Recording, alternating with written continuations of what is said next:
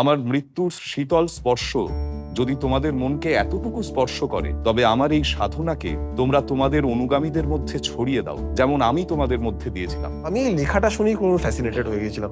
খুব ফিজিক্যাল একটা ব্যাপার আছে। মনে হয়েছিল যে হ্যাঁ কিছুটা করতে পেরেছি। যদি 3 ঘন্টা নাটকটা হয় তাহলে মানে রিহার্সাল হয় 1.5 ঘন্টা যায় শুধু বকাবকিতে। আমার পুরো নাটকে বিভিন্ন লোকজন না বিভিন্ন সময় স্টোরি টেলার হয়ে ওঠে। নির্মল সেন যখন গুলি চালাতেন তখন তিনি রবীন্দ্রসঙ্গীত গাইতেন।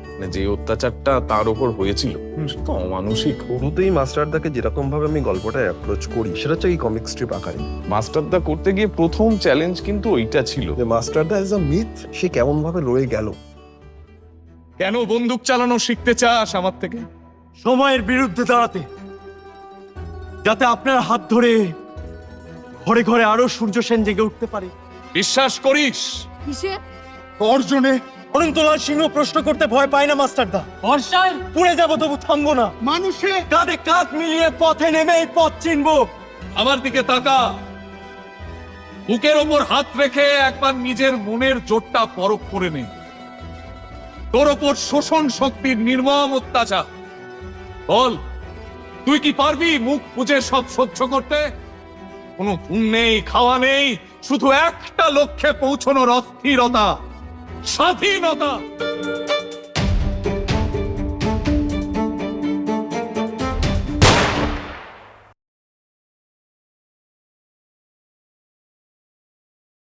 ফাঁসির 5 ঘন্টা পূর্বে মাস্টারদার শেষ বাণী। চট্টগ্রাম জেলে 11ই জানুয়ারি 1934 সন্ধ্যা 7 ঘটিকায়। আমার শেষ বাণী, আদর্শ ও একতা। ফাঁসির রজ্জু আমার মাথার উপর ঝুলছে, মৃত্যু আমার দরজায় করাঘাত করছে, মন আমার অসীমের পানে ছুটে চলেছে। এই তো আমার মৃত্যুকে বন্ধুর মতো আলিঙ্গন করার সময়, হারানো দিনগুলোকে নূতন করে স্মরণ করার সময়। আমার ভাই বোনগণ, তোমাদের সবার উদ্দেশ্যে বলছি, আমার এই বৈচিত্র্যহীন জীবনের একঘেয়েমিকে তোমরা ভেঙে দাও, আমাকে উৎসাহ দাও। এই আনন্দময়, পবিত্র ও গুরুত্বপূর্ণ মুহূর্তে আমি তোমাদের জন্য কি রেখে গেলাম? শুধু একটি মাত্র জিনিস, তা হলো আমার স্বপ্ন, একটি সোনালী স্বপ্ন, স্বাধীন ভারতের স্বপ্ন। এক শুভ মুহূর্তে আমি প্রথমে এই স্বপ্ন দেখেছিলাম। উৎসাহ ভরে সারা জীবন তার পেছনে উন্মত্তের মতো ছুটেছিলাম। জানি না এই স্বপ্নকে কতটুকু সফল করতে পেরেছি। আমার মৃত্যুর শীতল স্পর্শ যদি তোমাদের মনকে এতটুকু স্পর্শ করে, তবে আমার এই সাধনাকে তোমরা তোমাদের অনুগামীদের মধ্যে ছড়িয়ে দাও, যেমন আমি তোমাদের মধ্যে দিয়েছিলাম। বন্ধুগণ, এগিয়ে চলো, কখনো পিছিয়ে যেও না। দাসত্বের দিন চলে যাচ্ছে, স্বাধীনতার লগ্ন আসন্ন। ওঠো, জাগো, জয় আমাদের সুনিশ্চিত। 1930 সালের 18ই এপ্রিলের চট্টগ্রাম বিদ্রোহের কথা কোনোদিনও ভুলো না। জালালাবাদ, জুলোধা, চন্দননগর ও ধলঘাটের সংগ্রামের কথা সব সময় মনে রেখো। যেসব বীর সৈনিক স্বাধীনতা সংগ্রামে জীবন উৎসর্গ করেছেন, তাদের নাম মনের গভীরে রক্তাক্ষরে লিখে রেখো। আমার একান্ত অনুরোধ, এই সংগঠনকে তোমরা কোনোদিনও ভেঙে দিও না। জেলের বাহিরে এবং ভেতরে সবার জন্য আমার আশীর্বাদ ও ভালোবাসা রইল। বিপ্লব দীর্ঘজীবী হোক। বন্দে মাতরম। আমরা শুনলাম মাস্টারদার একদম ফাঁসির 5 ঘন্টা আগে লেখা একটা চিঠি, বলবো না, এটাকে কি বলবো আমরা? এটা একটা মানে এই যে লাস্ট যে লেখাটা উনি লিখেছিলেন, এইটা হচ্ছে একটা আর্জি, মানে দেশের প্রত্যেকটা মানুষ, প্রত্যেকটা বাচ্চা ছেলের জন্য, যেটা যেটা ছিল ওনার মূল অস্ত্র। উনি সেই অস্ত্রটা ছেড়ে কোনোদিনও যাননি কোথাও। সুতরাং এই চিঠিটা মানে সকল ভারতীয়দের কাছে, কিন্তু স্পেশালি ওই জেনারেশনটার কাছে একটা আর্জি যে রেভলিউশনটা যেন চলতে থাকে। একদমই তাই। এবং আমরা আজকে যে নাটকটা নিয়ে আমরা যে আড্ডাটা দিতে বসেছি, সেই নাটকটার নাম মাস্টারদা। এবং এই নাটকটা যারা তৈরি করেছেন, প্রযোজনা করেছেন, সেই বিডন স্ট্রিট শুভমের আজকে সবাই আছেন এখানে। এবং আমরা আজকে চেষ্টা করব যে এই নাটকটা কিভাবে তৈরি হলো, এই নাটকটার পেছনে কারা কি ভাবলেন, এবং আস্তে আস্তে মাস্টারদা কিভাবে গড়ে উঠলো, সেই পেছনের গল্পটা এবং নাটক নিয়ে যে গল্পটা সেটা পুরোটা জানার জন্য আমি প্রথমেই তোকে জিজ্ঞেস করি যে এতদিন পরে মাস্টার থেকে ফিরিয়ে নিয়ে আসলি কেন, মানে কেন, কিসের জন্য? যেটা দিয়ে শুরু করলাম ওটাই আমি বলবো, যে আমি যখন মানে ইনিশিয়ালি কোনো ইন্টারেস্ট ছিল না, খুব সত্যি কথা, কোনো ইন্টারেস্ট ছিল না যে আমি কেন করব বা ইত্যাদি ইত্যাদি এই কাজটা নিয়ে। দিয়ে আমি পড়তে বসলাম একের পর এক বই। ধরো তার মধ্যে সবচেয়ে বেশি যেটা উঠে এলো সেটা হচ্ছে প্রশ্ন করার কোনো বয়স নেই। মাস্টারদার মূল গল্পটা হচ্ছে যে ওই টিনেজ বয়সটা কিভাবে প্রশ্ন করতে শিখলো। র্যাডিক্যালাইজ তো অনেক পরে হয়েছে তারা। আমার কাছে মূল উদ্দেশ্য ছিল হচ্ছে ওই প্রশ্ন করাটাকে উঠিয়ে আনা, এবং দ্বিতীয়ত নাটকটার নাম যেভাবে রাখা, যে মাস্টারদা দ্য এক্স ডেটেনিউস, সেকেন্ড সবচেয়ে ইম্পর্টেন্ট বিষয় হচ্ছে ওই শব্দটা এক্স ডেটেনিউস। মানে এই যে শব্দটা, যে এদেরকে বলা হতো, মানে সেই সময় দাঁড়িয়ে একটা কলোনিয়াল শক্তি কিভাবে একদল দামাল বাচ্চা ছেলে, টিনের ছেলেকে বলতো যে তাদেরকে আমরা কারাগারের চার দেয়ালের মধ্যে রাখতে পারছি না। এই ইংরেজ শাসক বলতো। এক্স্যাক্ট এই দুটোই ছিল হচ্ছে প্রধান কারণ, যে এই বয়সটাকে মানুষে কিভাবে ভয় পেত। আর থার্ড কারণ ছিল হচ্ছে, যে কারণে আমরা ভেবেছিলাম যে নর্মালি অনেক এরকম বৈপ্লবিক সংগঠনের কথা আমরা বলে থাকি, যেখানে হয়তো আমরা খুব চেষ্টা করি এরকম সাকসেসফুল ঘটনা বলতে। এইখানে এইটা পুরোটারই একটা মিলিটারি কোল্যাপস বলে ইতিহাস বলে, কিন্তু মাস্টারদার মিথটা রয়ে যায়। আমার কথা হচ্ছে সেইখানে আমরা এই নাটকটার মাধ্যমে ওইটাকে ছোঁয়ার চেষ্টা করি, যে মাস্টারদা এজ আ মিথ সে কেমন ভাবে রয়ে গেল পুরো নাটক। এবং এখনো রয়ে গেছেন, Exactly. এখনো বিভিন্ন মানে জনবিক্ষোভে, মিছিলের সামনে, অন্যান্য জায়গায় আমরা মাস্টারদাকে এখনো সেরকম ভাবেই পাই। এবং খুব দুঃখের বিষয় যে আমাদের এখনো টেক্সটগুলোতে বলা হয় যে চট্টগ্রাম অস্তাগার লুণ্ঠন, মানে আমরা এখনো মানে সেই সাহেবদের ইতিহাসটাই পড়ে যাই, যাদের কাছে লুণ্ঠনটা ছিল, অথচ আমাদের কাছে সেটা অভ্যুত। আমাদের দেশের লোককেই আমরা ডাকাত বলি। আমাদের দেশের লোককে আমরা ডাকাত বলি। কিন্তু আমি বলি যে তুই তথাকে ভাবলি কি করে মাস্টারদার জন্য? হ্যাঁ, মানে এটার প্রজেক্টটা, মানে হ্যাঁ, এটা একটা ইন্টারেস্টিং জিনিস যে আমাদের দল সাধারণত মানে ধরো কোনো এক্সটার্নাল অ্যাক্টরকে নিয়ে কাজ করেন, মানে করেনি প্রিভিয়াস। এটাই ছিল হচ্ছে প্রথম প্রজেক্ট যেখানে আমরা ভাবলাম যে, মানে আমাদের সবচেয়ে মজার ব্যাপারটা হচ্ছে যে আমি জানি যে আমার কাছে টিমটা আছে ওই পুরো আর্মিটা তৈরি করার জন্য। এবার আমার কথা হচ্ছে যে আমার মুখটা কে হয়, যে যে যাকে যে মাস্টারদা হবে। এক্স্যাক্টলি, সেইটা আমি অনেক খোঁজার চেষ্টা করছিলাম। এবং তথাগতদার সাথে তো এমন নয় যে এই কাজটা করতে গিয়ে আমার প্রথমবার আমাদের অনেক হাত হয়েছে, অনেক যুগ ধরে তথাগতদার সাথে আলাপ। আমাদের প্রথম অপশনই ছিল যে আমরা তথাগতদাকে রিচ করবো, দিয়ে আবার তারপরে দেখি যে জিনিসটা কোথায় গড়ায়। কারণ কথা হচ্ছে যে আমার মানে এই যে জেনারেশনটা, ধরো মানে আমাদের বা আমাদের একটু পরের জেনারেশনটা, তাদের কাছে টেকনিক্যালি মঞ্চের মানে খুব প্রপার একজন অভিনেতা বা আইডিয়াল হিসেবে তথাগতদার নামই উঠে আসে। মানে আমরা ভাবি যে মানে মানে আমার কথা হচ্ছে এই মানুষটি যদি আমাদের সাথে থাকে পুরো সিনারিটা খুব ইজি হয়ে যায়, যে আমরা তাদের সাথে অভিনয় করতে পারবো যাদেরকে আমরা ছোটবেলা থেকে দেখে এসেছি। মাস্টারদার সাথে তারাই ছিল যারা ওই অনেকটা সময় জুড়ে, তারা তো অনেক সময় দেখতে পেতেন না, খুঁজেই পেতেন না। আমাদের এই যে আমরা ধরো মোটামুটি 15 থেকে 20টা বই পড়ে নাটকটা তৈরি করি, তার মধ্যে অধিকাংশ বই থাকে যেখানে এই বাচ্চাগুলোর মানে লেখা, তাদের স্মৃতিচারণ, সেখানে তারা বলে যে আমরা দেখতে পেতাম, খুঁজেই পেতাম না। যে মাস্টারদা আসলে কে? অথচ আমরা গুগলে যে ছবিটাকে পেয়ে, এটা মনে একটা অদ্ভুত একটা যে কোনো সাধারণ মানুষের মতন একদম আর কি। যে এই সাদৃশ্যটা ছিল বলেই আমরা তথাগতদাকে অ্যাপ্রোচ করি যে এরকম একটা কাজ আছে, খুব এরকম ভয় পাচ্ছি, কঠিন- এরকম কঠিন একটা role আর কি। কাজ, এরকম আমরা এরকম ভাবে দেখছি ইত্যাদি ইত্যাদি, তুমি কি ইন্টারেস্ট? তুই বলে যে তুমি কিরম ভাবে তৈরি হলে যে মাস্টারদার জন্য? এইটাই সব থেকে কঠিন কাজ ছিল, যে এই যে ছবিটা আমরা দেখতে পাই, একদম সাধারণ একজন মানুষ, মানে যাকে দেখে মনে হয় না যে বিরাট কিছু একটা করে ফেলতে পারে। আবার মানে উনি যা করে ফেলেছিলেন সেটা একটা অসাধারণ কাজ। মানে ওইভাবে অতজন ছেলে মেয়েদেরকে জোগাড় করে এবং অল্প বয়স্ক তাদেরকে নিয়ে যে ওই রকম একটা শক্তির বিরুদ্ধে, মানে ব্রিটিশ শক্তির বিরুদ্ধে যে লড়াইটা উনি করতে পেরেছিলেন, সেটা তো একটা অসাধারণ কাজ।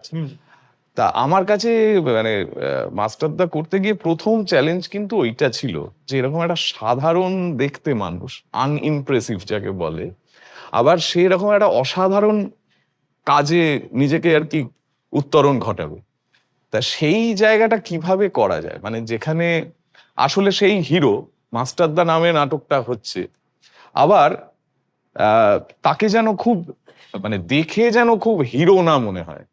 মানে তার শক্তিটা আসলে ভেতরের, তার যে কমিউনিকেশন স্কিল, সে যে সংগঠনের যে সংগঠন জায়গা- তৈরি করার যে ক্ষমতা, তা ওইটা আমার কাছে কিন্তু খুব চ্যালেঞ্জিং ছিল, এবং আমি এখনো ওটা নিয়ে কাজ করে যাওয়ার চেষ্টা করি যখনই শো হয় বা রিহার্সাল হয়, যে সেইটা কিভাবে হওয়া যায়। আর তাছাড়া শুভমের যেটা সব থেকে বড় শক্তি, যেটা মাস্টারদারও শক্তি সব থেকে বড় ছিল, সেটা হচ্ছে ওই বয়সের অতজন ছেলে মেয়ে আর কি। ছেলে মেয়ে যাদের ওই রকম এনার্জি, ওই রকম মানে ক্রমশ ভালো করার ইচ্ছে প্রতিনিয়ত, তা সেইটা তো আমাকেও অনেকটা মানে আর কি আরো বেশি উৎসাহিত করেছিল। এবং আমার এক সময় যখন আমরা ওই বয়সে ছিলাম এবং থিয়েটারটা করছিলাম, আমরা ঠিক ওদের বয়সে করিনি, ওরা আরো অনেক কম বয়স থেকে থিয়েটার করছে, কিন্তু আমরা যে বয়স থেকে থিয়েটার করেছি সেটাও একটা কম বয়স। সেই সময় যে আমাদের মধ্যে যে বন্ধুত্ব ছিল, যে একসঙ্গে কাজ করার যে মজাটা, ওই এনার্জিটা, সেইটা আবার আমি কিন্তু শুভমে গিয়ে আবার নতুন করে পেলাম, এবং আমার ওই সময়টায় যেন আমি আবার ফিরে গেছি, ওই যে মজাটা সেটাও ফিরে পেলাম। এবং মানে সব মিলিয়ে এই যে এতদিনের রিহার্সাল, প্রতি মুহূর্তে প্রত্যেকটা দৃশ্য শুধু নয়, প্রত্যেকটা মুহূর্ত কিভাবে আরো আরো ইন্টারেস্টিং করে তোলা যায়, সেইটা নিয়ে যে চর্চা, এই এই সবটাই খুব খুব উপভোগ্য ছিল আর কি। এবং মাস্টারদা আমার কাছে ওই নাটকটা করার আগে তো আমার কাছেও একটা মিথই ছিল, মানে সেইভাবে তো আর মানুষটাকে জানার চেষ্টা করিনি, বুঝেছি যে আচ্ছা এরকম মানে আরো আমাদের অনেক না সেই স্কোপ গুলোও থাকে না। মানে ধরো যে আমরা যে খুব যে আমাদের যে সিলেবাস গুলোতে থাকে, স্কুল যেগুলো থেকে যে বইগুলোতে গুলো আমরা পড়ি, সেগুলোর খুব স্কোপও থাকে না যে আমরা একটা মানুষকে খুব ডিটেল ভাবে জানবো। হ্যাঁ। যদি না কেউ আবার আমাদের কেউ সেগুলো পড়ায়, আমরা বুঝতে পারি, জানতে পারি। আর এছাড়া কিন্তু ওই মানে কোনো একটা সময় চট্টগ্রাম অস্ত্রাগার অভ্যুত্থান হয়েছিল, এই চারটে নাম যেটাকে তার বারবার সঙ্গে- লুণ্ঠন হিসেবে পড়ানো হচ্ছে, এবং স্টিল নাও এখনো আর কি, এখনো আজকের দিন পর্যন্ত আর কি। এবং এইটার জন্য আমার যেটা তোমার কাছে আরো বেশি খুব ইন্টারেস্টিং জানার, যে এই যে যেভাবে মাম্পা পুরো যেভাবে অনমিত্র আর কি পুরো কোরিওগ্রাফিটা করেছে, যেভাবে সাজিয়েছে দৃশ্যগুলো, সিনারিও গুলোকে যেভাবে এনেছে, সেখানে খুব ফিজিক্যাল একটা ব্যাপার আছে পুরো নাটকটা জুড়ে আর কি। সেইটাকে কিভাবে তুমি বা তোমরা সবাই আস্তে আস্তে করে তোমরা সবাই বলবে আর কি, যে কিভাবে আর কি এটাকে ইয়ে করলো, বিশেষ করে মাস্টারদার, বিশেষ করে যেগুলো টর্চার সিন। না, এখন সত্যিকারের ইতিহাস পড়লে যেটা জানা যায়, যে মানে যে অত্যাচারটা তার ওপর হয়েছিল সেটা তো অমানসিক, মানে একেবারে মানে ব্রুটাল যাকে বলে, ওই অত্যাচারটা। এবার সেটা তো নাটক হলেও সেটা তো আমাদের দেখাতে হবে, কোনোভাবে তো বোঝাতে হবে যে সেটা কতটা নৃশংস আর কি। তা সেটার জন্য তো প্রয়োজন ছিল, কিছুটা প্রয়োজন ছিলই, এবং সেটা করা হয়েছে, সেটা যথেষ্ট থিয়েট্রিক্যালি করা হয়েছে, টেকনিক্যালি বুঝে করা হয়েছে। আমার মনে হয় সেটা প্রয়োজন ছিল। এবং শুধু মাস্টারদার উপর অত্যাচার না, বাকি যারা ছিল মাস্টারদার সঙ্গে যারা, অতগুলো তাদের তারা মানে ওই বাচ্চা ছেলেমেয়েরা যেভাবে মারা গেছিল, ইতিহাসে যেটা জানা যায়, মানে সেটা এতটাই নৃশংস, আমার মনে হয় যে সেটা একটু দেখানোর প্রয়োজনও ছিল। কেননা না হলে ওই ভয়াবহতা, মানে ওটাকে তো ওরা অতিক্রম করার সাহস সঞ্চয় করেছিল কোনোভাবে, তবে তো ওটার মুখোমুখি হয়েছে। মানে এমনি তো স্বাধীনতাটা অর্জন করা যায় না। হ্যাঁ, তা সেইটা প্রয়োজন ছিল, এবং সেটার জন্য যা করা হয়েছে, রেগুলার রিহার্সাল করা হয়েছে, কিভাবে জিনিসগুলোকে আরো পারফেক্ট করা যায়, যাতে দেখতেও ভালো লাগে, আবার যেটা আমরা কমিউনিকেট করতে চাইছি সেটাও কমিউনিকেট করা যায়, সেইভাবে তৈরি করা হয়েছে।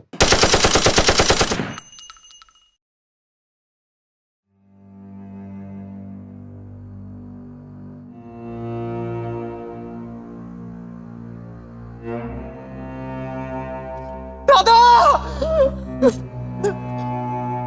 ইচ্ছা পূরণ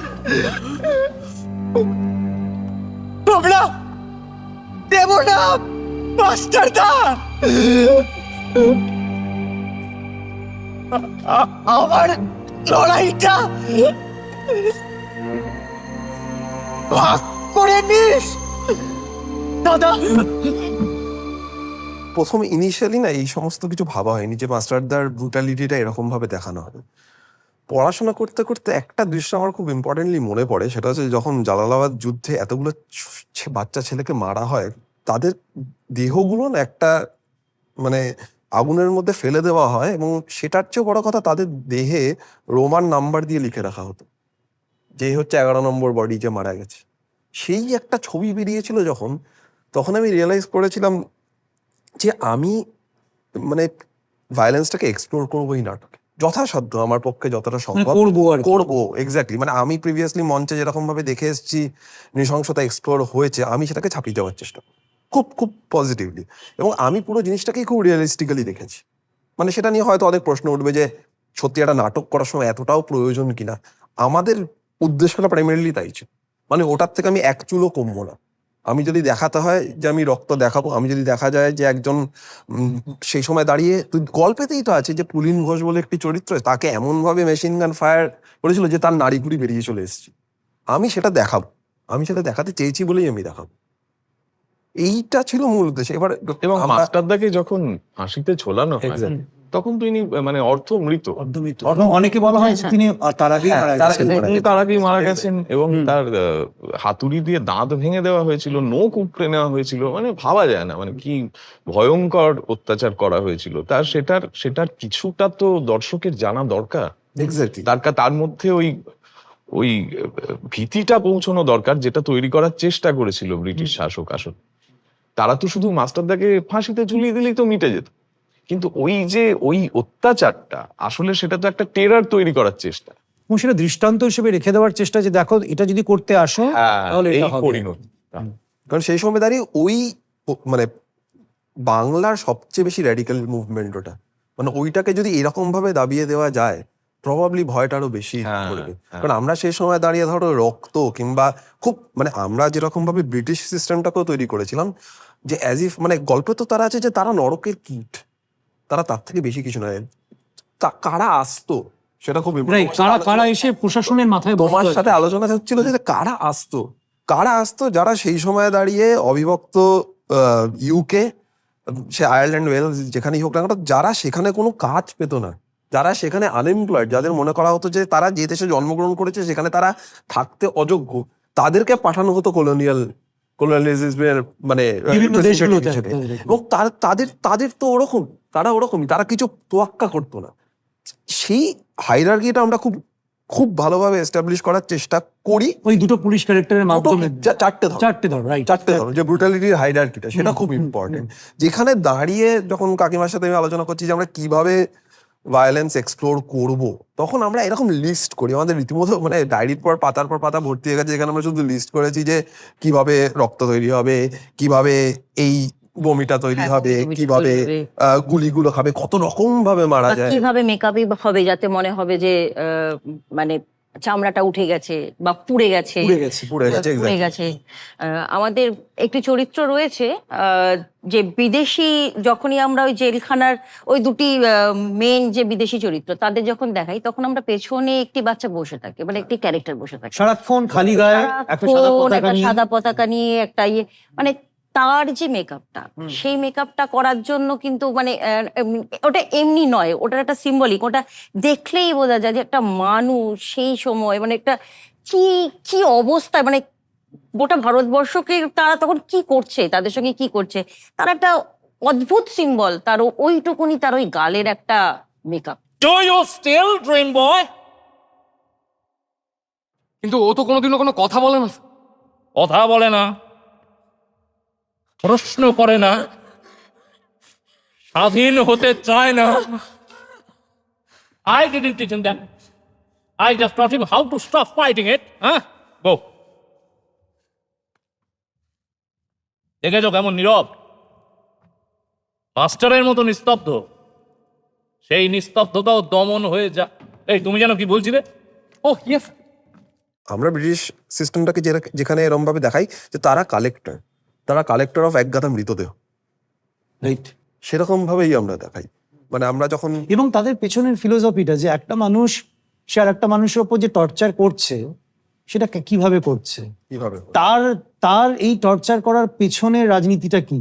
শুধু তো নয় যে ব্রিটিশ গভর্নমেন্ট, তার পেছনে তার ব্যক্তিগত আক্রোশ, ব্যক্তিগত তার তার প্রমোশন পাওয়া না পাওয়া, একদম। হ্যাঁ, এবং আরো অনেক কিছু কাজ করছে। এটা আমার মনে হয়েছে কি এটা এটা করতে করতে কাজ করতে করতে ওয়ার্কশপ নীতি যখন আমরা সবাই মিলে লিখছি একসাথে, আমার যেটা মনে হয়েছে যে আমি জানি না যে এইভাবে মানে বাংলা নাটক বা ইয়েতে এইরকম ভাবে ইংরেজের যে পুলিশ অফিসার তাদের চরিত্র ফুটে এসছে কিনা।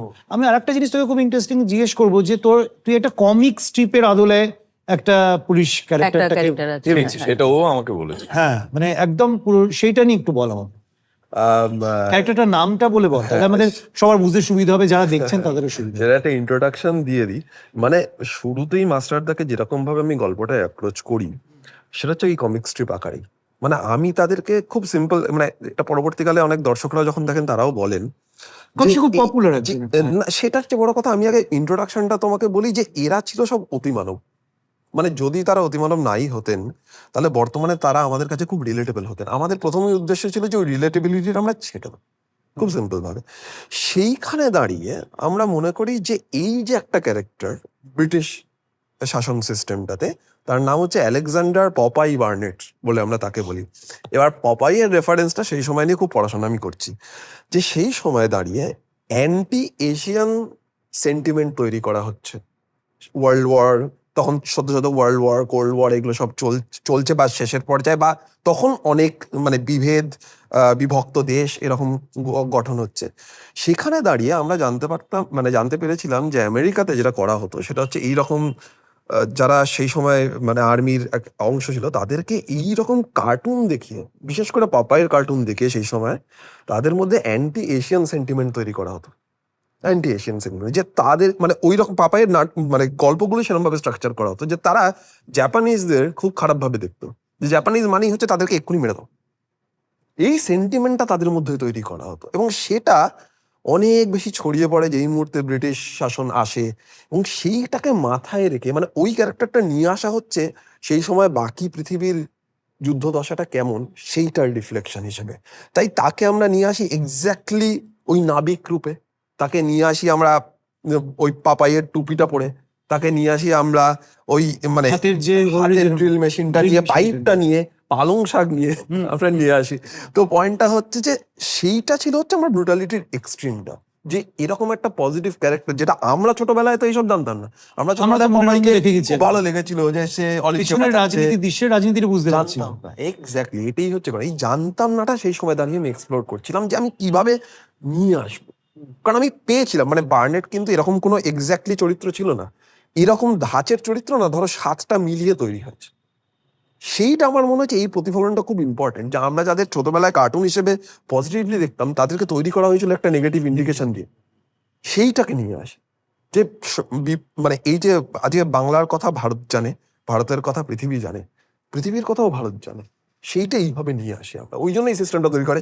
ওর সাথে যে সিনস গুলো থাকে বার্নেটের, সেগুলো ততাধিক ব্রুটাল, হ্যাঁ। ততাধিক ব্রুটাল। কিন্তু আমরা দেখাই, মানে ও বলবে হয়তো যে আমরা মানে যার কাছ থেকে সবচেয়ে লিস্ট এক্সপেক্ট করি, যে প্রবাবলি আলেকজান্ডার বার্নেটকে কোনো কিছু করতে পারবে না, সে কিভাবে পাল্টা আক্রমণটা করে, তার ওই হাতের আগ বডিটাকে নিয়ে এক্স্যাক্টলি এরকম একটা নীরব চরিত্র সে কিভাবে টপল করবে। ওখানেই তো ডেভিড অ্যান্ড গলিয়াথের সিস্টেমটা তৈরি হয়, যে কিভাবে সেও টপকে দিতে পারে। You should have gone for the head. What, me? Yeah! Oh, fuck! No. It is in you that way.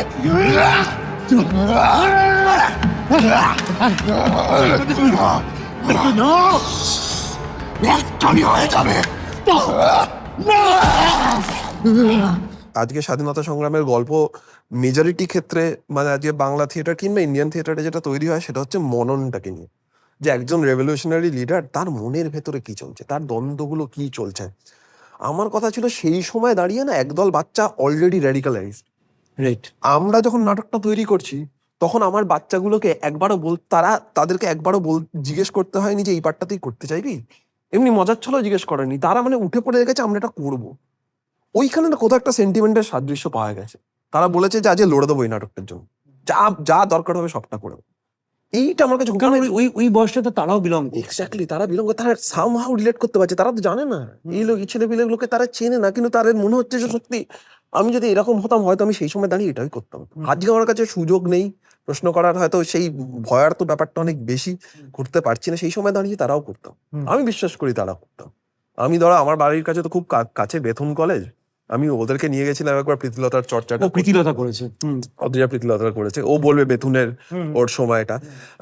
Bethune কলেজের পাশ দিয়ে যেতে আসতে অনেক সময় মনে হতো যে এই রাস্তা দিয়ে তো ওনারা হেঁটেছেন। প্রীতিলতা হেঁটে একদিন কলেজে গেছে। এই দেয়ালটা ধরেই তো হয়তো উনি হাত রেখেছেন এই দেয়ালটার উপর। কি অদ্ভুত মনে হয়, শিওরণ জাগেছে সত্যি এরকম ক্যারেক্টারগুলো, মানে এরকম মানুষগুলো এখানেই তো ঘুরে বেড়াতো।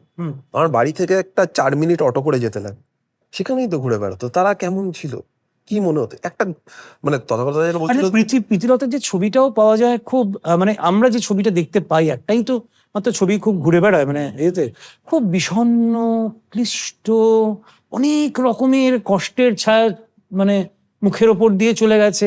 মানে সেই একদম পুরো মাস্টারদার উল্টো দিকেও যদি প্রীতিলতাকে রাখি আমরা কিন্তু সেই ছবিটাই পাই আর কি, তাই না? তুই কি বলছিস সেটা শেষ কর। আমি যেটা বলছিলাম যে তথাকথা এই যে বলছিলাম যে রিহার্সালের দীর্ঘ 2 বছর ধরে শুধুমাত্র হ্যান্ডস অন নাটকটার রিহার্সাল হয়। তার আগে 2 বছর মানে হ্যাঁ, তার আগে 2 বছর মানে লেখা হয়েছে, তারপরে এত রিসার্চ করা হয়েছে, এই পার্টটা মানে অনস্বীকার্য, অনস্বীকার্য। এই যে প্রীতিলতাকে আমরা খুঁজে বেড়াচ্ছি, কে করবে, কে কি করবে, মানে ও ধরো এই নাটকটি করার আগে কোনো নাটকে খুব প্রধান চরিত্র অভিনয় করেনি। তাহলে একটা বড় গ্যাম্বল ছিল যে আমি কাকে দিয়ে করাবো, ভাববো না বাইরের একটা নিয়ে আসবো। কিন্তু আমার দলেরই যখন একটি মেয়ে করে উঠতে পারলো, এর থেকে বড় আর কিছু হয় না।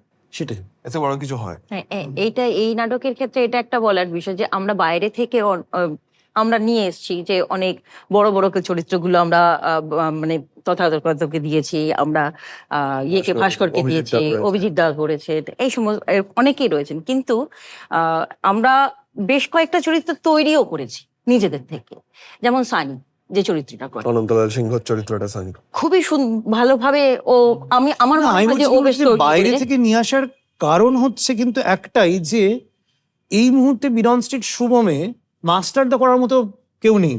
মানে কেউ নেই, মানে যে করানো যায় কিন্তু করলে তাকে খুব জোর করে করানো হবে, সেটা ভালো হবে। হ্যাঁ, সেটা ভালো হবে না। পার্সোনাটা খুব ইম্পর্টেন্ট, পার্সোনাল খুব ইম্পর্টেন্ট। বরং আমরা যে 3-4 বছর ধরে যে নাটকটা লিখলাম সবাই একসাথে বসে ইয়ে করে, তারপর এতদিন রিহার্সাল হলো, সেখানে যদি একজন কেউ এসে মাস্টারদার হালটা ধরেন, তাহলে সেই প্রোডাকশনটা আরেকটু হ্যাঁ হ্যাঁ হ্যাঁ সেটাই তখন অনমিত বলছিল।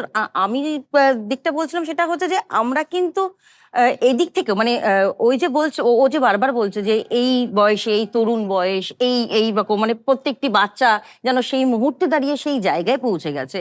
যেমন পুলিন বলি বা টেগরা বলি বা আরো যে আনন্দ বলি, এই যে ওরা ওই বয়সেই সব বিলং করে। মানে আমাদের যে বাচ্চাগুলি অভিনয় করে তাদের বয়সও ঠিক একদম ওই রকম। একদমই সেটাই আমরা আলোচনা করছিলাম যে আমরা একইভাবে মানে আমরা প্রীতিকে ওরকম আমরা হয়তো নিয়ে আসতে পারতাম, মানে সেই অর্থে হয়তো হাইজ্যাক যদি শব্দটা ব্যবহার করি এরকম করতে পারতাম, কিন্তু প্রয়োজন হয়নি। মানে আমাদের ভেতরেও এমন মানে সত্যিকারের আমার মনে হয় যে এটা আমাদের দর্শনই কাজ করছিল, যে আমাদের যেগুলো আমরা পাচ্ছি না, হ্যাঁ আমরা সেই সমস্ত গুলোর জন্যই অ্যাপ্রোচ করবো একদম। তবে একটা জিনিস খুব ভালো হয়েছে, সেটা হচ্ছে ধরো মাস্টারদার সঙ্গে যে জুনিয়ররা ছিল তারাও তো চেষ্টা করছিল যে আমি যোগ্য হয়ে উঠবো এই বিপ্লবের জন্য। একদম। এখানেও যারা শুভমের যারা অভিনয় করছে তারাও প্রতি মুহূর্তে এই নাটকটার ওই চরিত্রগুলো হয়ে ওঠার বা যোগ্য হয়ে ওঠার চেষ্টা করছে। ঠিক ঠিক এই ভালো বললি এটা, দুটো চেষ্টা না খুব অদ্ভুত ভাবে মিলে গেছে একদম। এবং আমার মনে হয় যারা নাটকটা দেখবে তারা এই চেষ্টাটার যে রিফ্লেকশন সেটা তাদের কাছে পৌঁছবে। এবং কিভাবে ম্যাজিকটা হয়ে গেছে স্টেজে, সেইটা একটা মানে সেইটা একটা খুব। আর একটা আমি মাঝখানে ঢুকছি আর কি, মানে শুধু তাই নয়, মানে যেদিনকে এই নাটকটা হয় মানে রিহার্সালে বিভৎস ত্রুটি থাকে, মানে চূড়ান্ত ত্রুটি থাকে, বকাবকি, তুমি মামার সামনেই বলছো বকাবকি ইত্যাদি অনেক কিছু হয়। পরে মানে রিহার্সাল যদি 3 ঘন্টা থাকে, 1 ঘন্টা 1.5 ঘন্টা 3 ঘন্টা নাটক। হ্যাঁ, যদি 3 ঘন্টা নাটকটা হয় তাহলে মানে রিহার্সাল হয় 1.5 ঘন্টা যায় শুধু বকাবকিতে আর কি। মানে তারপরে আরো থাকে আর কি, বাইরে মায়েরা দাঁড়িয়ে থাকে, বাবারা দাঁড়িয়ে থাকে, বারবার করে পাম্পা আসলে ভীষণ পারফেকশন। হ্যাঁ ভয়ঙ্কর। আর সেটা আমার খুব যে কথাটা আমি বলতে যাচ্ছিলাম যে বাইরে ফোন আসতে থাকে ইত্যাদি অনেক কিছু হয়, কিন্তু যেদিনকে স্টেজে অভিনয়টা হয় তার আগে এই ছেলেগুলো বীভৎস পরিশ্রম করে। বীভৎস পরিশ্রম বলতে হচ্ছে যে ওই অত সেট, মানে তার আগে টিম তৈরি হয় যে একটা টিম নিয়ে যাবে আরেকটা টিম নিয়ে আসবে, রীতিমতো ওরা খালাসির কাজ করে। আমি যদি এইরকম ভাষায় বলি যে খালাসির কাজ করে, মানে ওই মাল তোলে, তাকে একদম একটা ম্যাটারোডের মধ্যে সব সাজাতে হবে, গোছাতে হবে। এটা কাকে বলছে, নিয়ে ক্লাস একটা 3 এর ছিল 4 এর ছিল, কিন্তু এটা হ্যাঁ, মানে রীতিমতো একটা টিম তৈরি হয় যে একটা টিম নিয়ে যাচ্ছে, নিয়ে গিয়ে আবার নামায়। তারপর নামানোর পরেও আমাদের কিন্তু প্রত্যেকটা সেটে যে ডিপার্টমেন্ট আছে, মানে পেছনে একটা অত বড় একটা যে এলিভেটর আছে সেটা ওই যে সিঁড়ি ঠিড়ি লাগিয়ে থাকে, সামনে র্যাম্প গুলো লাগানো বা যেই প্রপস গুলো আর কি মুভেবল, সেটার মানে আমরা কয়েকটা নামই দিই, মানে এই শব্দেই ব্যবহার করে, এই মুভেবল কোথায়, এটা এসে দেখো, এরকম আর কি। মানে এইভাবে ওরা এতটা 60 জনের টিম নয়। না, মানে আমি- এতটা আমি কি করার বলছি পরে বলতো যখন বাবা, অভিনয়টা এইটাই করে না, খুব ইয়ে। এইটাই কিন্তু আমি যে তুমি যেটা বলছো খুব গর্বের সাথে, সেটা আমার খুব ভালো লাগছে এই কারণে যে এটাই কিন্তু থিয়েটার, একদম অবশ্যই এটাই কিন্তু থিয়েটার একদম। এবং এবং বিরন স্ট্রিট শুভম একদম ছোটদের নিয়ে কাজ করা শুরু করেছিল, আশিস দা ঘর ঝাড় দেওয়া থেকে শুরু করত, এটা হ্যাঁ, আমার দেখা আর একদম কি। একদম আমি বলছি এটাই কিন্তু থিয়েটার। তার জন্য যারা এই পরিশ্রমটা করতে পাবে সেই বাবা মারাই কিন্তু বিরন স্ট্রিট শুভমে ফিরে আসে, এসে নাটক করায়। এরকম কলকাতায় প্রচুর দল আছে, বা আমাদের সারা রাজ্য জুড়ে আছে, ভারতীয় দল আছে, যে যারা এগুলো না করলেও চলে তাদের। কিন্তু এই যে তুমি বলছো না, আজকে মাস্টার দ্বারা সম্ভব হয়েছে এই কারণেই যে এই 60 জন ছেলে মেয়ে ইনক্লুডিং তথাগত, তারা গিয়ে ওই পুরো জিনিসটাকে তৈরি করে। একদম শুধু তৈরি করে না, সেটাকে আবার খুলে নিয়ে আবার একটা নির্দিষ্ট জায়গা গিয়ে সেগুলো রাখতে একদম হয়। একদম একদম হ্যাঁ, এবং এইটা একটা পরিশ্রম। তার জন্য আমি ওই জন্য প্রথমে ওকে বললাম যে মাস্টার তো অনেক ফিজিক্যালি, যেটা অন্যান্য অনেক নাটকে তো হয় না আর কি, দায়িত্ব নেওয়া, দায়িত্ব নেয়। দায়িত্ববান হওয়া, মানে আমার মনে হয় খুব ভীষণভাবে না মিলে যাচ্ছে হ্যাঁ, ব্যাপারটা। মানে এই যে মাস্টারদা যেটা করতে চাইছেন, সেটা করতে গেলে মানে অর্গানাইজেশনটাকে যেভাবে সাজাতে হবে, দায়িত্ব ভাগ করতে হবে, প্রত্যেকের যে দায়িত্ব থাকবে সেটা পারফেক্টলি পালন করতে হবে প্রত্যেককে, তবেই তো একটা বড় কিছু করা সম্ভব। ঠিক এবার আমাদের এই নাটকটার ক্ষেত্রেও অনেকটা ঠিক সেইভাবেই কিন্তু এগোনো হয়েছে, যে এই প্রত্যেকটা বাচ্চাদের নির্দিষ্ট দায়িত্ব ভাগ করা আছে এবং তারা প্রত্যেক দিন নিয়ম করে সেগুলোকে একদম পারফেক্টলি পালন করছে, তবে জিনিসটা হয়ে উঠছে। এবং ওদের এই কাজ করার মধ্যে কোথাও ইন্সপিরেশন হিসেবে কিন্তু শুধু থিয়েটার থাকছে না, মাস্টারদা ঢুকে পড়ছে সেখানে। হ্যাঁ, একদম, সেখানে সেখানে পুলিন ঢুকে পড়ছে, টেগড়া ঢুকে পড়ছে, মানে ওদের মধ্যে। এবং ওরা বইগুলো পড়ছে, হ্যাঁ পড়ছে, হ্যাঁ ওরা বইগুলো পড়ছে, তারা জানছে, প্রশ্ন করছে, কথা বলছে। মানে এটাও একটা একটা অন্য ধরনের চর্চা, থিয়েটারের বাইরেও।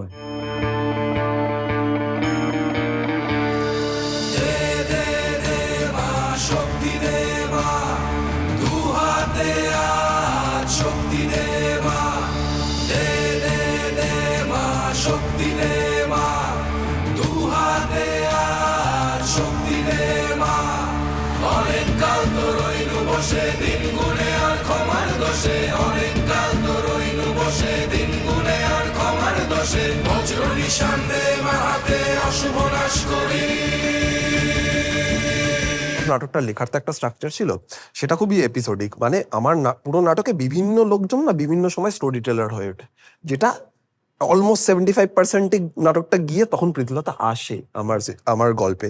যে প্রীতিলতাকে একটা অনেকটা জায়গা দেওয়া হয় তার গল্পের জন্য, প্রায় 25%। এক্স্যাক্টলি। বাকি পুরো নাটকটা পয়েন্টটা হচ্ছিল যে আমায় অনেকেই জিজ্ঞেস করেছিলেন যে কেন এই সময়টায় প্রীতিলতা মাস্টারদাকে ছাপিয়ে যাচ্ছে।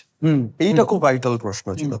আমার কথা হচ্ছে যে সেই সময় দাঁড়িয়ে মাস্টারদার বিপ্লবটা যখন সবচেয়ে বেশি ভালনারেবল, যখন তার লেফট হ্যান্ড মারা গেছে, তার রাইট হ্যান্ড চন্দননগরে ছিটকে গেছে, কে কোথায় আছে জানে না, সেখানে কিভাবে একটা 18, 19, 20 বছরের একটা মেয়ে ঢুকে এলো এবং সে বললো যে আমি হাল ধরবো। এটা ছিল আমার কাছে সবচেয়ে পিভটাল পয়েন্ট, যে একটা মেয়ে সেই সময় দাঁড়িয়ে প্রোগ্রেসিভ একটা ডিসিশন নিচ্ছে যে আমি অ্যাটাকগুলো লিড করব, আমি কাজটা করব। আমার কথা হচ্ছে যে এই একটাই কারণ, যে কারণে প্রীতিলতার মুখটা তুমি জিজ্ঞেস এত বিষণ্ণ কেন, আমার মনে হয় তার প্রধান কারণ হচ্ছে যে খুব sure sure in the sense, বিপ্লবটাকে শিওর নিয়ে যতটা বেশি শিওর, তার থেকে বেশি শিওর হচ্ছে আমি কেন আত্মত্যাগ করব। এইটা আমার কাছে খুব ভাইটাল, যে একটা মেয়ে সেই সময় কি পর্যায়ে চলে যাচ্ছে, যে সে রিয়েলাইজ করছে যে মানে সে দেখছে যে ঝাঁসির রানীর কথা শুনছে, সে অন্যান্য মানে এই এই ধরনের রানীদের কথা পড়ছে, যে যারা সেই সময় দাঁড়িয়ে একটা পুরো মানে একটা রাজ্যকে কিভাবে এগিয়ে নিয়ে যাচ্ছে। সেখানে সে মনে করছে যে আমি এই পরিস্থিতিতে আসতে পারি। তখন আমি যেটা করি মানে রিহার্সালের খাতিরে যেটা করি, সেটা হচ্ছে ধরো ওদেরকে আমি বেথুন, ও আর প্রীতিকা যে কল্পনা দত্ত করে, ওদের দুজনকে আমি পাঠিয়েছিলাম যে তোরা বেথুনে গিয়ে পড়ে আয়, যেখানে অ্যাকচুয়ালি পড়াশোনা করেছে। ভাস্করকে একবার নিয়ে গেলাম ওদের সিনগুলোর জন্য, যে চল ডানকুনি নতুন রোডে গিয়ে একবার ওইখানকার যে ঝিলপাটটা আছে সেখানে তুই আর অদ্রিজা গিয়ে বসে চেষ্টা করে ন্যাক করার, কারণ এটা তো আমরা মঞ্চে হয়তো দেখাতে পারবো না, কিন্তু তোদেরকে ভিজুয়ালি সেভাবে তৈরি করতে হবে। এই সিনটা দেখ, দিয়ে ওটাকে ভাব। মানে এটা আমার খুব ভালো লাগছে যে এটা আমি আমি বিনশ্রী শুভময়ীতে দেখেছি আর কি, যে ওরা যে আশুষদা বলে যে ঠিক আছে তাহলে আমরা এই রাস্তাটা আজকে ঘুরব, এই রাস্তাটা ঘুরে কি কি দেখেছো সেইটা এসে নিজেরা লিখবে আর কি। হ্যাঁ মানে এটা দেখ, এটাও তো একটা চর্চা, মানে এটাও তো আমি যে নাটকের পথটা দিয়ে হাঁটছি সেটার অনেকগুলো স্তরের মধ্যে এটাও একটা স্তর আর কি। একদম। হ্যাঁ, আমাদের এটা মোটামুটি সব নাটকের ক্ষেত্রেই হয় যে আমরা চাই যে ফিলগুলো, মানে আজকেই বলে দিতে চাইছি না, হয়তো আমার পরবর্তী অনেক কেই আসবেন তারা বলবে যে আমরা প্রত্যেকটা নাটকেই আছে যে সেই একবার যেমন যেমন এই নাটকে ওদের পাঠানো হয়েছিল মানে বেথুন বা নতুন রোড, সেরকম প্রত্যেকটা নাটকের ক্ষেত্রেই আছে। ইভেন আমরা শ্মশানে অব্দি বাচ্চাদের নিয়ে যাই। মানে এটা হচ্ছে মানে এটা হচ্ছে না, দরকার নেই, এটা হচ্ছে রিয়েলিস্টিক আর কি। মানে এটাই হচ্ছে রিয়েলিটি, নাটকের একটা রিয়েলিটি। এবং যেটা আমার সবচেয়ে মনে হয়েছিল চট্টগ্রামে গিয়ে বুঝেছিলাম যে তখন তো মানে অবিভক্ত ভারতবর্ষ, ঠিক আছে, 3টে টুকরো তখনও হয়নি, 2টো টুকরো তো হয়নি, 3টে টুকরো তো হয়নি। ওরকম একটা পার্বত্য বন্দর ঘেরা একটা রাজ্য থেকে, জেলা থেকে একটা মেয়ে কলকাতা শহরে আসছে। হ্যাঁ, এবার সেই মেয়েটা আবার ফিরে যাচ্ছে, গিয়ে সেখানে একটা অভ্যুত্থান ঘটাচ্ছে। সেইটা কিভাবে এবার ভাবলে তুমি কিভাবে এই নাটকে এলে সেইটা তুমি আমাকে বলো। এটা মানে যদি ধরো মাস্টারদা যেরকম প্রীতিলতাকে একটা দায়িত্ব দিয়েছিল বাকি রেভলিউশনটাকে কন্টিনিউ করার, বলছো অনমিত্র সেরকম ভাবে দায়িত্ব দিয়েছিল। সেরকম ভাবেই একটা দায়িত্ব দিয়েছিল সেকেন্ড হাফটাকে কি করে কন্টিনিউ করব। তো সেটা একটা চ্যালেঞ্জ তো ছিলই, অনেক বড় একটা চ্যালেঞ্জ, এটা দায়িত্ব ছিল। সেটা মানে এটা একটা গল্প আছে এটার পিছনে। এটা 2023-এর একটা কথা। এরকম হঠাৎ একটা মামপাদার পোস্ট দেখেছিলাম আমি, নিচে লেখা ছিল নেক্সট। আমি জিজ্ঞেস করেছিলাম এটা কি আমাদের নেক্সট প্রজেক্ট, ওটা প্রীতিলতার একটা ছবি ছিল। তখন বলেছিল হ্যাঁ 2024। তখন আমি নিজেই ভেবেছিলাম ইস যদি এরকম কোনোদিন হয়, এসে জিজ্ঞেস করে তুই কি করবি প্রীতিলতা। তারপর ভাবলাম যে কেনই বলবে, আমি তখন এত ছোট। তারপর 2024-এ একদম মামস জন্ডিস সব একসাথে বাঁধিয়ে একটা পুরো 1 মাস বেডরিডেন। তারপরে যখন গেলাম বলেছিল মাকে নিয়ে আসবে, তখন আমি ভয় পেয়ে গেছিলাম যে কেন মাকে ডাকছে, আমি কি কিছু করেছি যে মাকে কেন ডাকছে এরম। তারপর যখন যাই তখন মাকে সামনে বসিয়ে তখন বলে যে ওকে এরকম প্রীতিলতার জন্য ভাবছি। এবার সেই বছর আমার বোর্ডস এক্সাম, তো সেটা আর একটা চাপের বিষয়। তো তখন মানে একটা হাতে চাঁদ পাওয়ার মতন একটা ব্যাপার, যে মানে অন্তত ভাবাতে পেরেছি মানুষটাকে যে প্রীতিলতা, মানে ওই ভরসাটা দিতে পেরেছি। তো তারপর মনের মধ্যে একটা জেদ, একটা চেষ্টা থাকে যে না, যে এইটুকু ভরসা যখন করতে পেরেছে সেটা করে দেখাবো। তারপর একটা দীর্ঘ সময় রিহার্সাল, তারপর তথাগতদার সাথে দেখা হয়, এবং তথাগতদার নাটক আমি এর আগে দেখেছিলাম। তো তখন সেখানে তারপর পরিচয় হয় আস্তে আস্তে।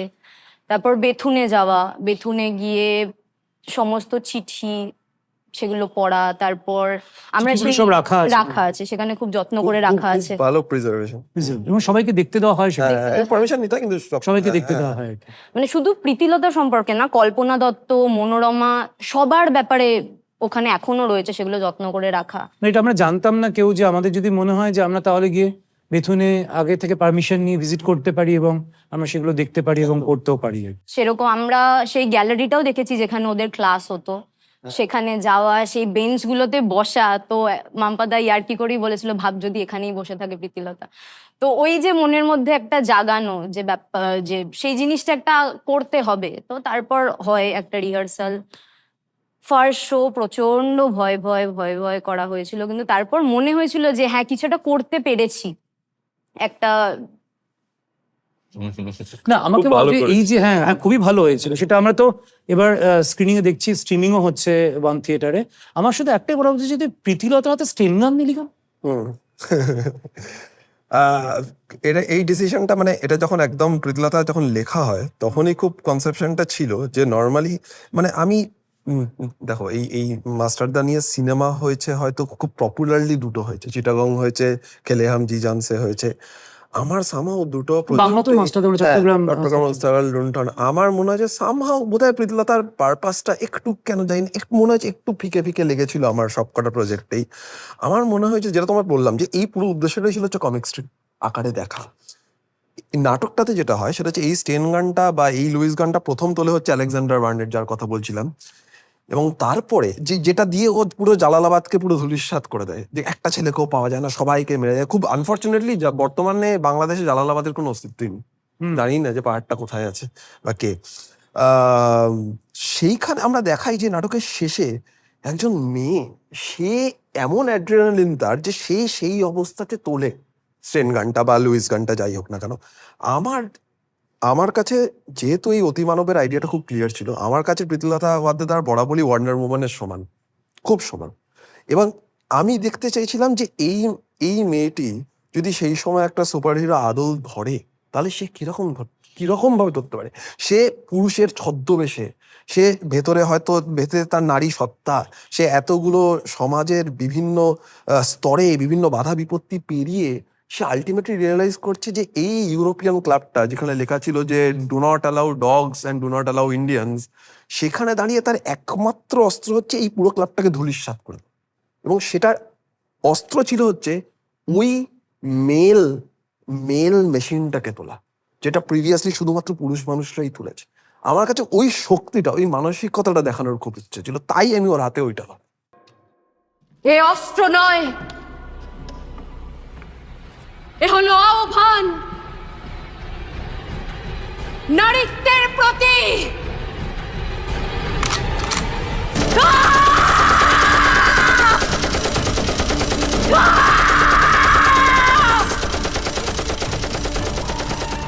অফিসার না! প্রীতি, প্রীতি তাকা আমার দিকে, একবারটি তাকা। অফিসার না! প্রীতি জাস্ট তাকা। কতই না কষ্ট দিয়েছি তোকে, স্নেহের অত্যাচার, হয়তো অজান্তেই, কিন্তু কতখানি শ্রদ্ধা করতাম তোকে সেটা যে মুখ ফুটে কখনো বলা হয়নি। আমার দৃষ্টান্ত হবার সময় ঘনিয়ে এসেছে মাস্টারদা, আমায় দেখো না। আর ওর চরিত্রটা কিভাবে একটু ভেবেছিলিস তুই একটু বল। ওটাই তো ওই বলবে। হ্যাঁ হ্যাঁ আমার কাছে নির্মল সেন মানে বাঙালিরা যখন বিপ্লবী ভাবে তাদের কাছে তো একটা ছবি তৈরি হয় যে একজন অল্প বয়সী যুবক বা যুবতী যে বন্দে মাতরম বলে চিৎকার করে ঝাঁপিয়ে পড়ছে ব্রিটিশদের ওপর। আমার কাছে নির্মল সেন একটু অন্যরকম। মানে নাটকের প্রথম ডায়লগ আছে নির্মল সেন যে শুট আউটকে রোমান্টিসাইজ করতো আর কি। আমার কাছে নির্মল সেন একজন রোমান্টিক বিপ্লবী। এবারে যেখানে দাঁড়িয়ে ব্রিটিশরা তার বন্ধু বিপ্লবীকে নির্মমভাবে হত্যা করছে বাকি বিপ্লবীদের ভয় পাওয়ানোর জন্য, বা আরেকটা পার্সপেক্টিভ হতে পারে যে তারা কেউ হঠকারী কোনো ডিসিশন নিয়ে নেবে যার দরুন আরো 5 জন বিপ্লবী ধরা পড়ে যাবে। নির্মল সেন দুটোর মধ্যে কোনোটাই করে না। নির্মল সেন সেই মুহূর্তে দাঁড়িয়ে সুখেন্দুর ওই মৃতদেহের চোখটা বন্ধ করতে করতে বলে যে 18ই এপ্রিল আমরা অস্ত্রাগার অভ্যুত্থান করব। মানে এটা কত বড় প্ল্যান সেই মুহূর্তে দাঁড়িয়ে নির্মল সেন দিতে পারে ঠান্ডা মাথায়। সেই মুহূর্তে অনন্তলাল সিং কিন্তু চেঁচিয়ে মেচিয়ে বলে যে আমি এখন গিয়ে সবটা ধ্বংস করে দেবো। পুলিন ভয় পেয়ে যায়, কিন্তু নির্মল সেন ভয়ও পায় না, চিৎকার চেঁচামেচি করে ওঠে না, ওইখানে দাঁড়িয়ে একটা প্ল্যান বলে। এইটা কোথাও গিয়ে নির্মল সেনকে আর 5 জন বিপ্লবীর থেকে আমার কাছে আলাদা করে দেয়। এছাড়াও বার্নেটকে যখন নির্মল সেন খুন করছে সেইটাও আমার কাছে খুব একটা মানে খুব ইন্টারেস্টিং একটা জায়গা। সেখানেও নির্মল সেন বন্দে মাতরম বলে চিৎকার করছে না, খোকা ঘুমোলো পাড়া জুলোলোই বলছে। মানে এরকম ইন্টেনশনালি আমরা আস্তে আস্তে ইউটিলাইজ করেছিলাম। এবং নির্মল সেনের রবীন্দ্র প্রীতি, হ্যাঁ যেটা বারবার আসে নাটকে। নির্মল সেন যখন গুলি চালাতেন তখন তিনি রবীন্দ্রসঙ্গীত গাইতেন। এটা খুব ইম্পর্টেন্ট আমার কাছে, এই একটা পয়েন্ট আর কি। আমরা নির্মল সেন তৈরি করবার সময় আমাকে অনামিত্রদা নিয়ে গেছিল ডানকুনি নতুন রোডে। সেখানে আমরা ধলঘাটটাকে দেখার চেষ্টা করেছিলাম। সেই একটা ঝিল পাড় এখন আমার চোখের সামনে ভাসে। ঝিল পাড়টার মুখোমুখি দাঁড়ালে ডান দিকে একটা ঝুপড়ির মতন ঘর, বাঁদিকে একটা গাছ, ওই গাছ থেকে একটু এদিকে একটা কলপার, চাপকল। আমরা ঝুপড়িটাকে ধরে নিয়েছিলাম যে ধলঘাটের ওই ঝুপড়ি যেখানে আর কি মাস্টারদা, প্রীতিলতা, নির্মল সেন ওরা আত্মগোপন করে রয়েছে। ওই কলপারটা বোধহয় সাবিত্রী দেবী এসে ওখানে বাসন মাজে। হ্যাঁ, তো সেখানে আমি এবং অদ্রিজা, মানে নাটকের নির্মল সেন এবং প্রীতিলতা, আমরা ওখানে রিহার্সাল করেছিলাম, মানে মঞ্চের বাইরে একটা একটা যেন মনে হচ্ছে রিয়েল লোকেশন যেখানে হ্যাঁ, মানে এবং ইয়ে সেইটা করছে। খুবই হেল্প করেছে আমাকে ভিজুয়ালি মঞ্চটাকে ভাবতে। মানে আমি যখন কাঠের রস্ট্যাম্পে উঠছি সেটা আমার কাছে মাটি হয়ে যাচ্ছে, সামনে যখন আমি দর্শক আসনটাকে দেখছি আমি কোথাও গিয়ে সেই জলাশয়টাকে আরো বড় করে দেখছি। তো এইটা খুব দারুণ একটা এক্সপিরিয়েন্স বলা যেতে পারে, মানে এটা শুভমে এসে আমি পেয়েছি। মানে মাস্টারদা মানে আমাদের কাছে সবার কাছে একটা নতুন এক্সপিরিয়েন্স, এবং ওই যে আবার মনে হচ্ছিল যে যে কেন এতদিন পরে মাস্টারদা ফিরে আসবেন, এতদিন পরে কলকাতার মাস্টারদা ফিরে এসে বা ভারতবর্ষে ফিরে এসে তিনি কোন ভারতবর্ষকে দেখবেন। কোন ভারতবর্ষ? হ্যাঁ, এক্স্যাক্টলি। এবং মানে আমাদের কাছে অনেকগুলো জিনিস তৈরি হচ্ছিল। আমরা খুব কম শো পেয়েছি শো করার জন্য, সেটা আলাদা ব্যাপার আর কি, সেটা অন্য গল্প। তুমি গদ্যমা দিয়ে ট্রিগার টিপার কায়দাটা শিখিয়ে দেওয়াতে এখন শুটিং এ অনেকটা উন্নতি হয়েছে। সে আর বলতে, কদিন পর তো আমাকেও ছাড়িয়ে যাবি। ঠাট্টা করছো না তো? বলা হয় অন্তত 500 রাউন্ড ফায়ার করলে তবে হাত পাকে। তুই তো 50-এই অর্জুন। আশীর্বাদ করো তোমার সম্মান যেন রাখতে পারি। মাস্টারদা একটা কথা খুব বলেন জানিস, no revolutionary can die with satisfaction. নাটকে দুটো গান আছে ইনফ্যাক্ট, একটা বিপ্লবীদের পুজো এবং আরেকটা গান। গান দুটো সম্বন্ধে একটু বল।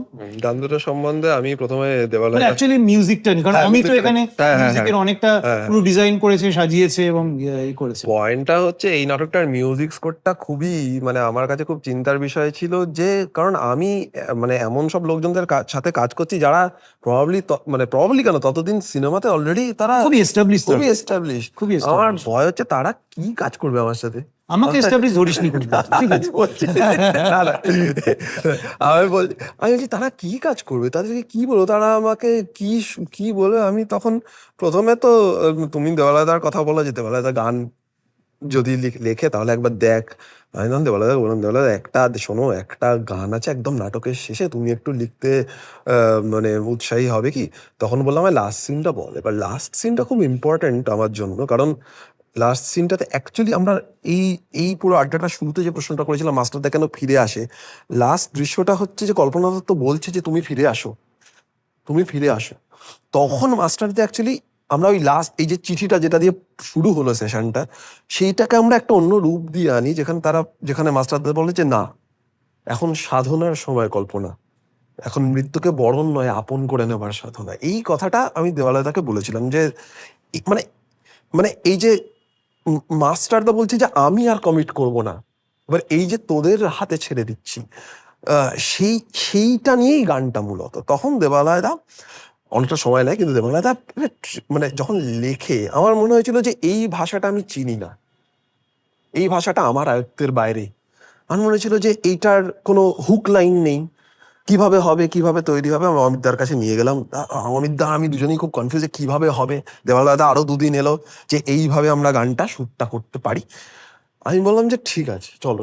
গানটার নামটা খুব ইন্টারেস্টিং, যেটা ভয়ঙ্কর। মানে আমার বক্তব্য ছিল, আমি এই লেখাটা শুনেই কোনো ফ্যাসিনেটেড হয়ে গেছিলাম। মানে ওখানে আমার কোনো বলার বক্তব্য নেই, আমার বক্তব্য যে যা হচ্ছে অমিতদা করবে, অমিতদার এত এক্সপার্টিস, ইন্দ্র গাইবে, আমাদের দেওয়ালদা লিখবে, অ্যান্ড ইট ইজ ডান। মানে এটা নিয়ে আমার কোনো দ্বিমত পোষণ করার নেই। আমার কথা হচ্ছে যে না, গানটার নাম হচ্ছে যত ঝড় নশ্বর বলে আমরা গানটার নাম দিয়েছিলাম। এবং আমি কাউকে বলিনি যেদিন প্রথমবার বাজাবো গানটা, আমি বললাম শোনো লাস্ট সিনটা আমি দেওয়ালদাকে বলেছিলাম তুমি যেমন লিখবে সেরকম অনুযায়ী আমি লাস্ট সিনটা ভাববো। আমি ভাবা নেই আগে থেকে। আমি যেদিন চালালাম গানটা, সবচেয়ে 2টো ঘটনা আছে গানটা, খুব ইন্টারেস্টিং 2টো ঘটনা। একটা হচ্ছে প্রথম যেদিন চালালাম সেদিন পুরো চুপ হয়ে গেল সবাই গানটা শুনে, যে ফর দ্য ফার্স্ট টাইম এরকম একটা ভাষার গান আমরা ঠিক যেরকম ভাবে নাটকটাকে একটু পোস্ট মডার্ন করার চেষ্টা করেছিলাম, সেখানে এই গানটা এত সুন্দরভাবে মিলছে। এত ভালো লেখা, এত ভালো সুর, মানে রীতিমতো চোখে জল আর গায়ে কাটা একসাথে দেয়। আর দ্বিতীয় ঘটনাটা হচ্ছিল খুব রিসেন্টলি, হয়তো লাস্ট শো এর রিহার্সালের আগে গানটা চালাতে গিয়ে মিড গান বন্ধ হয়ে যায়, চার্জ শেষ হয়ে যায় স্পিকারটা। মানে না না, শো নয়, rehearsal। রিহার্সালের চার্জ শেষ হয়ে যায় স্পিকারটা, যে গানটা চলছে না। খুব ইন্টারেস্টিং ভাবে দলের প্রত্যেকটা ছেলে মেয়ে ওই গানটা বাকিটা পুরোটা গাইলো, বাহ। এবং সেটা লোম খাড়া করে দিয়েছিল। যে এটাই তো চেয়েছিলাম, এটাই তো উদ্দেশ্য ছিল এই গানটার বা এই নাটকটা। আমি ভাবিনি, আমি চুপ করেছিলাম, আমি গাইছিলাম না। আমি তখন রাগ হচ্ছিল যে ছেড়ে দে, যা হচ্ছে যে নাটকটা শেষ তো হয়ে গেছে, সবাই গাইলো। ওটা আমার কাছে probably one of the most memorable days যেটা আমি রিহার্সালে স্পেন্ড করেছি। আর দেবালয়কে বলিস, দেবালয় ভালো লাগবে। এই তো এটার মাধ্যমে দেবালা দেখা শুনতে পারে। হ্যাঁ, হ্যাঁ। একদম। বারবার রক্তের নদী পথে নামিয়ে নোঙর বিপ্লব যেন তুমি চিতার আদর, ইতিহাস জুড়ে আজ চিরুনি তল্লাশি, শোক সমাবেশ শুধু বিষাদ বিলাসী। প্রথম গানটা কালীযাত্রার গানটা আমি খুব অমিত দাকে ওটা লিখেছে অর্ণব বর্তমানে জার্মানিতে থাকে, আমার যাদবপুরের ব্যাচমেট। তো আমি অমিত দাকে বলেছিলাম, দেখো যে এই গানটার টিপিক্যাল কালী ভক্তির যে গানগুলো আমরা এই বৈপ্লবিক সংগঠনগুলোতে দেখি, তার থেকে একটু উচ্চগ্রামে তোমায় করতে হবে, কমার্শিয়ালাইজ করবো গানটাকে। সত্যি কথা একদম, যে তুমি এইরকম ভাবে ভাবো, এরকম ভাবে লেখা আছে গানটাকে একদম তুমি আপবিট করো, যেন গানটার সাথে সাদৃশ্য লোকেদের কিছু লোকের অস্বস্তি হয়। আমি অ্যাকচুয়ালি যেটা চেয়েছিলাম সেটাই হলো। কিছু লোক বললো এই গানটা আমার ভালো লাগছে না শুনতে, এই গানটাকে একটু সাউথ ঘেঁষা কেন এই গানটা। কিছু লোকের বললো যে এই দৃশ্যটাই হচ্ছে প্রবাবলি ওই নাটকটার one of the most memorable scenes যেটা। না, এমন তো আমরা খুব মানে ইন্টেনশনালি করেছিলাম এটা। একদম খুব ইন্টেনশনালি তৈরি করেছিল, এবং গানটা শেষে নরমুন্ডটা তৈরি হয় সেটা সানি, মানে এইটাই হচ্ছে মজার একটা ফুল টিমের, যে ওইটা আমি তৈরি করিনি, ওটা সানির মাথা থেকে বের হয়েছে। সানি বলে যে এইটা আমরা এইভাবে করো, কালীর নরমুন্ডটা আমরা এইভাবে দেখাও, চলো লাস্ট সিনটা আমরা এইভাবে করি, দিয়ে ওটা আমরা এক্সিকিউট করি। অনেক কাল তো রইলু বসে দিন গুনে আর ক্ষমার দোষে, বজ্র নিশান দে হাতে অশুভ নাশ করি। জয় কালী জয় মা জয় কালী, জয় কালী জয় মা জয় কালী। একটা দেশাত্মবোধক নাটক হচ্ছে, কিন্তু তার সাথে তুই অনেকগুলো ইনস্ট্রুমেন্ট মেশাচ্ছিস, যে ইনস্ট্রুমেন্টগুলো অ্যাকচুয়ালি আর কি যে এই ধরনের জনরার নাটকগুলোতে থাকে না। ও ঠিক আছে, মানে মানে মানে আমি আমি আমি আরো রাদার দান তোকে বলেছিলাম যে আমি একটুখানি একদম বাংলার খোল ইউজ করতে চাই, তবলা ইউজ করতে চাই, আর তুই পুরোটা যে তোর ধাঁচের মতন, যে আমি একদম কমিস্টেপের মতো দেখছি, আমি jazz একটা আমার একটা বি গ্রেড আমেরিকান ফিল্মের মতো লাইট হচ্ছে। মানে বি গ্রেড বলছে এই কারণে একদম, আসলে একদম। মানে বোঝানোর জন্য একটা, মানে যেখানে ওই লাইটের যে সেপারেশন গুলো বোঝানোর জন্য। কিন্তু আমার মনে হয় যে এইটা একটা খুব মানে প্রত্যেকের কাছেই, আমার মনে হয় যারা দেখবেন তাদের কাছেও মাস্টারদারটা দেখা, মাস্টারের মধ্যে কাজ করা এবং মাস্টারদার সাথে এই পুরো সময়টা কাটানো একটা অভিজ্ঞতা। একদমই তাই, একদমই। মানে এটা শুধুমাত্র ধরো দলের প্রত্যেকটি অ্যাক্টর করেছে এমন নয়। কাকিমা তুমি ওইটা বলো যে আমাদের পেছনে দুটো ব্যাকড্রপ থাকে, ওইটা দীপাঞ্জন দা মূলত সেটটা করেছে, সৌমিক দা আর দীপাঞ্জন দা মিলে সেটটা করেছে।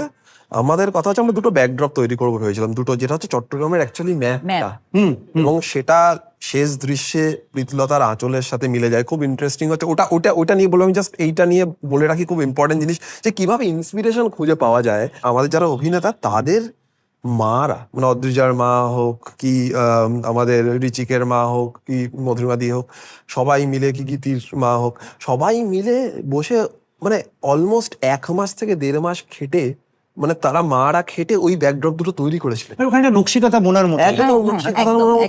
আমার ঠিক মনে হচ্ছিল লাগানের ওই সিনটা, যখন সবাই গ্রামের মায়েরা প্যাড তৈরি করছে তাদের খেলতে নেওয়ার আগে। তো আমার কাছে এই পুরোটা একটা হোলসাম এক্সপেরিমেন্ট। টোটাল টিমটা ধরলে হয়তো 80 জন হবে। শেষ দৃশ্যটা যেটা নিয়ে আমরা শেষ দৃশ্য না, মানে তার আগের দৃশ্যটা যেটা প্রীতিলতার একটা ইমেজ, তুই বলতে চাইছিলি যে পুরো ম্যাপটা এসে প্রীতিলতার আঁচলের সাথে আটকে যায়। একদম একদম। আমার খুব ইন্সপিরেশনটা কোথা থেকে আসে, বিষয়টা হচ্ছে যে চট্টগ্রামের মানে প্রীতিলতার শাড়ির আঁচলটার শেষে ওই ম্যাপটা আঁকা থাকে। আমরা মানে সীতার ইমেজারিটার কথা মনে পড়ে, সীতা যখন নরক প্রবেশ করে, সে মাটির সাথে মিশে যায়, এটার সেই নেগেটিভ কনোটেশন বা ওরকম থিওলজিক্যাল কনোটেশন নেই, কিন্তু বক্তব্য হচ্ছে যে আমরা ওই যে আঁচলটা যখন টানি আমরা দেখাই যে এই মেয়েটা চট্টগ্রামের বুকেই জন্মেছিল, চট্টগ্রামের মাটিতেই মিশে গেল। ইন্সপিরেশনটা কি অদ্ভুত। আমি তখন দার্জিলিংয়ে ঘুরতে গেছিলাম, সেখানে ওই জায়গাটার নাম আমি ভুলে গেছি, সেখানে দেখলাম যে একটা ব্রিজটার তলায়, খুব পপুলার ব্রিজটা, ভুলে গেছি নামটা, সেখানে ব্রিজটার তলায় যে নদীটা বয়ে যাচ্ছে, সেখানে জাস্ট দুর্গাপুজোর পরে সেখানে একটা ঠাকুরের মূর্তি, সেটা কাঠামোটা সেটা উপুর করে ফেলা আছে, মানে পেছন দিকটা দেখা যাচ্ছে। আমি ভাবলাম, মানে এগুলো জানতাম কিন্তু কোনোদিনও ভাবিনি যে ঠাকুরের সামনেটা যত সুন্দরভাবে সাজানো হয়, পেছন দিকটা নিয়ে কেউ ভাবে না। আমার কথা হচ্ছে, তখন আমি মনে পড়লো যে এই মেয়েটিকে পরবর্তীকালে হয়তো অনেক মানুষ ভুলে গেছে, মনে রাখে না। তারা দেশ বিভক্ত হয়ে কোন দেশের প্রীতিলতা সেটা কেউ মনে রাখে না। প্রীতিলতাগুলো ছিল অনেকে জানেও না। এক্স্যাক্টলি। আমার কথা হচ্ছে, যেই মেয়েটিকে মাস্টারদা এত সুন্দর আবাহন দিয়ে নিয়ে আসে, সেই দৃশ্যতে তার বিসর্জনটাও কেমন হয়। ওই জন্য ওই দৃশ্যটার লাইটিং যখন শুভঙ্কর দা যেভাবে স্ক্রিন করেছে, মানে খুবই সুন্দর একটা ব্যাপার, যে একদিক থেকে আবাহনটা তৈরি হয় যেটা খুব সুন্দর দেখতে, আর আরেক দিকে বিসর্জনটা তৈরি হয় যেটা খুবই কুৎসিত দেখতে। এই যে প্যাটার্নটা এইভাবে ভাবা হচ্ছে আজকে, ধরো মানে ওটাই বলার যে মাস্টারদার ইন্সপিরেশনটা না সেখান থেকে তৈরি হয়েছে। মাস্টারদা, আমার ভয় করছে না কেন? প্রীতি,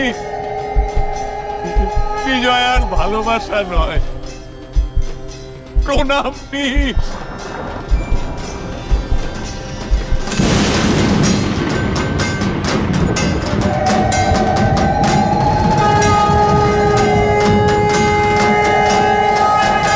এমন নয় যে এই 15টা বই তৈরি হয়েছে, প্রত্যেক দিনের দেখা, রাস্তায় হাঁটার মধ্যে তৈরি হয়েছে, ভাবার মধ্যে তৈরি। দীর্ঘ সময় ধরে ভেবে গেছি যে কিভাবে প্রত্যেকটা দৃশ্য, প্রত্যেকটা ভিজুয়াল তৈরি করব, তার সংলাপ লেখা হবে। আমরা যখন 6 জন মিলে একসাথে লিখি, তখন আমরা এটাই ভাবি যে কিভাবে স্টোরি টেলিংটা আর ভিজুয়াল এফেক্ট গুলো কিভাবে মিলবে, কিভাবে লোকেরা মানে এই কথাগুলো তো বলার সুযোগ হয় না। মানে এগুলো ধরো আমি expect করি এই না। কথাগুলো বলার জন্যই কিন্তু আমরা এই আড্ডাটা দিচ্ছি। একদমই তাই। যে একটা নাটক শুধু একটা শো করলাম, দেখে চলে এলাম, বা তারপরে কিছু লিখলাম সেটা নিয়ে, বা রিহার্সালে গেলাম, সেটার মধ্যে আটকে থাকছে না। নাটক অনেক ছোট ছোট স্তরে ভাগ হয়ে অনেক কিছুর মধ্যে ছড়িয়ে পড়ছে, একদম। এবং সেটা বাঁচার মধ্যে, এবং সেটা খুব প্রত্যক্ষ, হ্যাঁ, মানে খুব ডাইরেক্ট আর্টের মধ্যে। আমার কাছে এটাই থিয়েটার প্র্যাকটিস। খুব সত্যি কথা বলতে গেলে আমার কাছে মঞ্চের অতীত, মঞ্চের ঊর্ধ্বে একটা প্র্যাকটিস আছে, এটাই আমার কাছে। সেটা আমার মনে হয় যে এটা ট্রুথফুল প্র্যাকটিস। যাই হোক না, আমার দিক থেকে না, প্রত্যেকটা অভিনয়, তারা যে এই যে প্রত্যেকটা বাচ্চা ছেলে মেয়ে, আমাদের এই নাটকটাতে ধরো 8 থেকে 80 বলা যায়, মানে একদম যারা অনেক বয়স্ক, মানে তথাগতদার থেকেও বয়সে বড়, তারা আশিস দা আছে, আমার বাবা অভিনয় করছে, যেটা খুব ইন্টারেস্টিং একটা দৃশ্য, যেখানে একটা ট্যুর গাইড তাকে নিয়ে যাচ্ছে বাংলাদেশে, এবং তাকে পরিচয় করাচ্ছে হচ্ছে এই হচ্ছে পাহাড় যেখানে একটা মদের ঠেক খোলা হয়েছে, যেখানে সুবোধ রায় বলতে পারছে না যে এখানেই আমার 60 জন বিপ্লবী বন্ধুরা মারা গেছিল, জানেই না তারা ইতিহাস।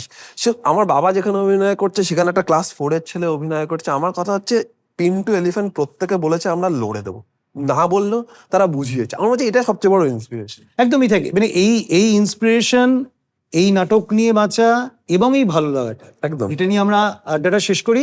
এবং ওয়ান থিয়েটারে মাস্টারদা স্ট্রিমিং হচ্ছে, আপনারা সবাই দেখুন, এবং কেমন লাগছে অবশ্যই আমাদের জানান। নমস্কার।